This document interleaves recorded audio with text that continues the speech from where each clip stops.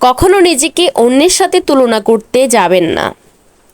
আমরা অনেকেই আছি নিজেকে অন্যের সাথে তুলনা করি, যার কারণে মানসিকভাবে আমরা খুব অসুস্থ হয়ে যাই। Hello everyone, welcome back to another new blog. সবাই কেমন আছেন? আই হোপ সবাই ভালো আছেন এবং আমরাও ভালো আছি আলহামদুলিল্লাহ। বন্যার কারণে যেহেতু আমরা বাড়িতে ছিলাম না, প্রায় 2 মাস পরে আমরা বাড়িতে আসলাম। আর আমাকে অনেক হেল্প করতেছে শামীম আর সুবর্ণাকে আপনারা অনেকেই চিনেন। আপনারা আমার গত কিছু ভিডিওতেও তাকে দেখেছিলেন। সে আমাকে আমার অনেক কাজে হেল্প করে। আর বাড়িতে আসার পরে শামীমও আমাকে বাজারগুলো এনে দিল। কারণ যেহেতু 2 মাস পরে বাড়িতে আসলাম, বাড়িঘরের অবস্থা খুব খারাপ। আর এদিকে সব কিছুর বাজার থেকে আনতে হয়েছে। ওইরকম বাসায় কিছু ছিল না, আর যেগুলো ছিল সেগুলো নষ্ট হয়ে গেছে। আয়াজ বাবার জন্য আমলকি, আঙ্কুর, তারপরে পেঁয়াজ, আলু, রসুন, আরও অনেক কিছু বাজার করা হয়েছে, যেগুলা সংসারে নিত্য প্রয়োজনীয়। সেগুলা সব কিছু আয়েজের বাবা সকাল সকাল বাজারে গিয়ে সম্পূর্ণ বাজার নিয়ে আসছে। এদিকে আমার সকল কাজে আমাকে সাহায্য করতেছে সুবর্ণা। এদিকে আমি সব কিছু এবার সুন্দর করে গুছিয়ে গুছিয়ে বক্সে রেখে দিচ্ছি। যেগুলা যেখানে রাখার প্রয়োজন সবগুলো ওইভাবে রেখে দিচ্ছি। এর পাশাপাশি আমি ভাত বসাই দিয়েছি, কারণ আমরা দেরি হলেও খেতে পারবো, কিন্তু আয়েশ বাবা তো ঠিক জাস্ট টাইম খেতে হবে, সেজন্য পাশাপাশি রান্নাটাও বসিয়ে দিলাম। এদিকে রান্না হচ্ছে আর এদিকে আমি সব কিছু ঠিকঠাক করে রাখছি। যাই হোক, বললাম না আপনাদেরকে কখনো নিজের সাথে অন্যকে তুলনা করতে নেই। এটা আসলে বলার কারণ কি, আমি একজন মানুষ হয়ে অন্য একজন মানুষের মতো কখনো হতে পারবো না। হয়তো তার থেকে কম হব বা তার থেকে বেশি হব, কখনো তার মতোই হুবহু হতে পারবো না। আমি যেটা করতে পারবো আমার মতো করে অন্য কেউ সেটা পারবে না।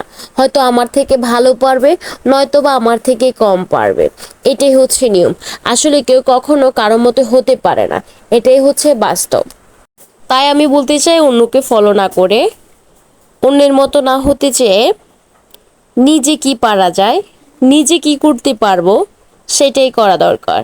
কারণ হচ্ছে এক এক মানুষের মধ্যে এক এক গুণ আছে। হয়তোবা আমি যেটা পারবো অন্যকে হয়তোবা সেটা পারবে না। তাই নিজেকে নিজের মতো করে পরিবর্তন করে তুলতে হবে। কারণ আপনি যখন হেরে যাবেন, আপনার হেরে যাওয়ার গল্প কেউ শুনবে না। আপনি যখন জিতে যাবেন, তখন আপনার জিতার পেছনের গল্পগুলা সবাই মনোযোগ দিয়ে শুনবে। একজন সাকসেসফুল ব্যক্তির কথা সবাই শোনে, একজন হেরে যাওয়ার মানুষের কথা কেউ শোনে না। তাই আমাদেরকে অনেক কিছু জানতে হবে, শিখতে হবে, বুঝতে হবে। প্রতিটা গাইকে গাইকে আমাদেরকে শিখতে হবে, কারণ শিখার কোনো শেষ নেই। মানুষ চাইলেই সব কিছু পারে, পারবো না এমন কোনো কথা নেই। আপনি সবসময় মনে রাখবেন, আমার দ্বারা কোনো কিছু হবে না এমন কথা কখনো মাথায় রাখবেন না। আপনাকে মনে রাখতে হবে এটা, হ্যাঁ আমি পারবো, আমার দ্বারাই সম্ভব, আমার দ্বারাই হবে, একদিন আমি এটা করে দেখাবো। এমন কিছু যদি মাথায় রাখেন, ইনশাল্লাহ আপনিও একদিন সাকসেসফুল ব্যক্তি হতে পারবেন। আপনার গল্প সবাই শুনবে। আপনি কিভাবে সফল হয়েছেন সেই গল্প সবার মাঝে বলতে পারবেন।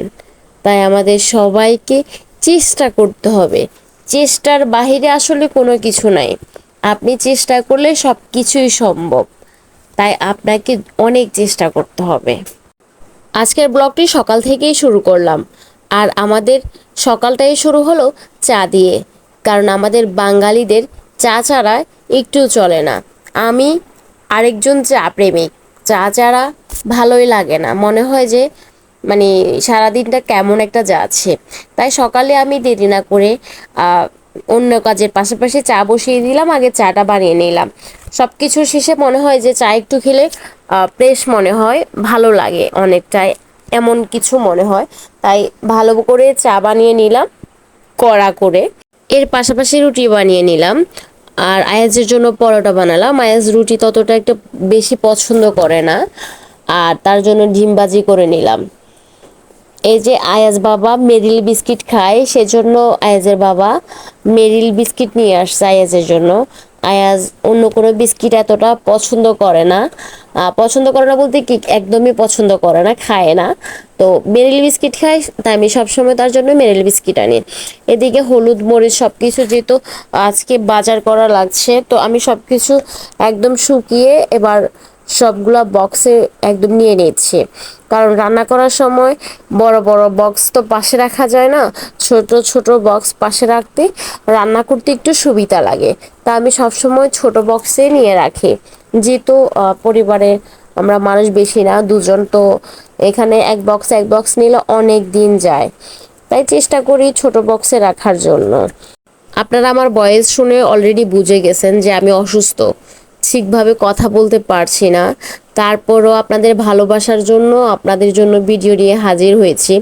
গত 2 দিন একদমই কথা বলতে পারিনি, যার কারণে আমি আসলে ভিডিওতে ভয়েস দিতে পারিনি, এই জন্য ভিডিও ছাড়ি নাই, আপনারা কষ্ট পাবেন না। কিন্তু আজকে একটু গলাটা ঠিক হলো, তারপরও পুরোপুরি ঠিক হয় নাই। তারপরও আপনাদের ভালোবাসার জন্য আমি আর ভিডিও না ছেড়ে থাকতে পারলাম না। আশা করছি আপনারাও ভিডিওটি শেষ পর্যন্ত দেখবেন, পাশে থাকবেন এবং ভালোবাসা দিবেন। আমিও সবসময় আপনাদের পাশে থাকবো।